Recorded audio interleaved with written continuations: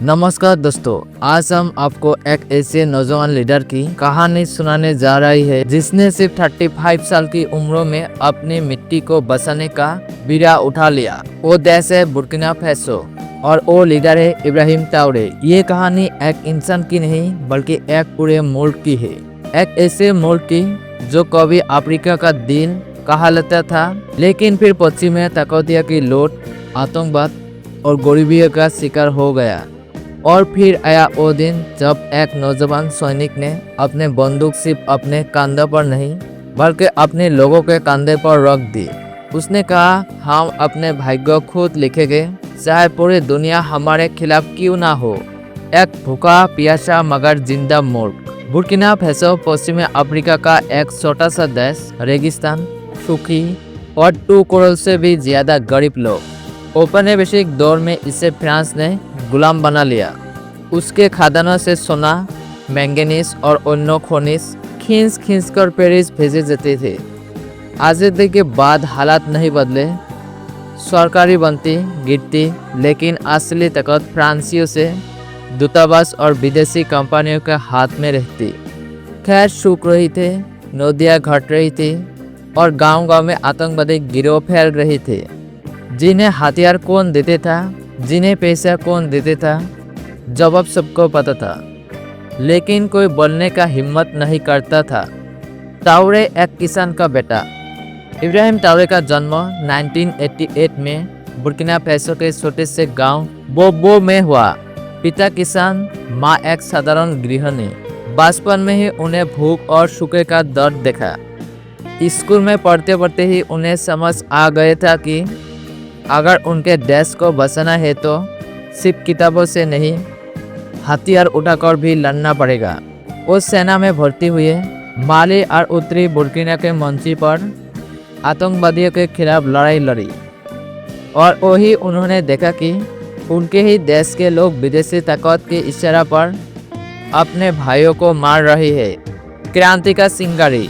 सितंबर 2022 देश में भ्रष्टाचार, आतंक और गरीबी चरम पर थी। सरकार से पेरिस की ओर देख रही थी, जबकि गांव जल रहे थे और किसान भूख से मर रहे थे। तो अब 35 साल का इब्राहिम ट्राओरे राजधानी में आया। उन्होंने सिर्फ कुछ सेकंडों सैन्यों के साथ सत्ता पर कब्जा कर लिया।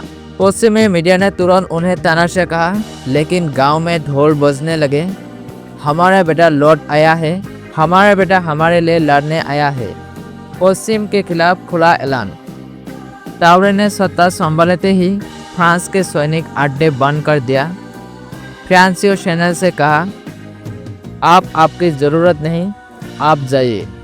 उन्होंने रूसी वैगनर ग्रुप को बुलाया, लेकिन शर्त साफ रखी, हमारे देश के संसाधनों पर कोई और कब्जा नहीं करेगा। फ्रांस, अमेरिका और यूरोप को ये नागवार गुजरा। तुरंत आर्थिक प्रतिबंध लगे, मीडिया में जोर फैलाया गया, और लेकिन इब्राहिम ट्राओरे ने साफ कहा, हम अपने खेत, अपने पानी और अपने सोने किसी को और नहीं देंगे। पानी की क्रांति। ट्राओरे का सबसे बड़ा प्रोजेक्ट अफ्रीका की सबसे बड़ी लंबी सिंचाई नहर। ये नहर 200 किलोमीटर लंबी होगी। ये नहर 200 किलोमीटर लंबी होगी, जो सूखे इलाकों में पानी पहुँचेगी और लाखों किसानों को खेतों का नया जीवन देगी। ना कोई वर्ल्ड बैंक का कर्जा, ना कोई IMF का समझौता, सिर्फ अपने मजदूर, अपने इंजीनियर और अपने पसीना। गांव के लोग कहते हैं, पहली बार हमें लग रहा है कि ये सरकार हमारे लिए काम कर रही है। दुश्मनों के साजिशें। ट्राओरे जानते हैं कि उनका रास्ता आसान नहीं है। पश्चिमी खुफिया एजेंसी तोकत पलट करने की कोशिश कर रही है। पड़ोसी देश में विद्रोह। पड़ोसी देशों में विद्रोही गुटों को फंड मिल रही है। सोशल मीडिया पर फेक न्यूज़ चलाई जा रही है। लेकिन वो कहते हैं, अगर मेरा खून भी इस मिट्टी में मिल जाए तो समझ लेना कि यह ज़मीन आज़ाद हो चुकी है। नया अफ्रीका, नई उम्मीद। बुर्किना फासो आज पूरे अफ्रीका के लिए एक मिसाल बना चुके हैं। नाइजर, माली और शाम जैसे देश ट्राओरे के साथ खड़े हैं। उन्होंने मिलकर एक नया गठबंधन बनाया है, अफ्रीका का संप्रभुता गठबंधन। जिसका मकसद है अफ्रीका को फिर से अफ्रीकियों का बनाना। दोस्तों, इब्राहिम ट्राओरे की कहानी हमें ये सिखाते हैं कि अगर नियत साफ हो और इरादा मजबूत तो दुनिया की कोई ताकत आपको झुका नहीं सकती। ये सिर्फ बुर्किना फासो की लड़ाई नहीं, ये हर उस मुल्क की लड़ाई है जो आप भी किसी और के इशारे पर नाच रही है। और याद रखिए, आज़ादी कोई तोहफा नहीं, ये वो चीज़ है जिसे खून और पसीने से जीतना पड़ता है।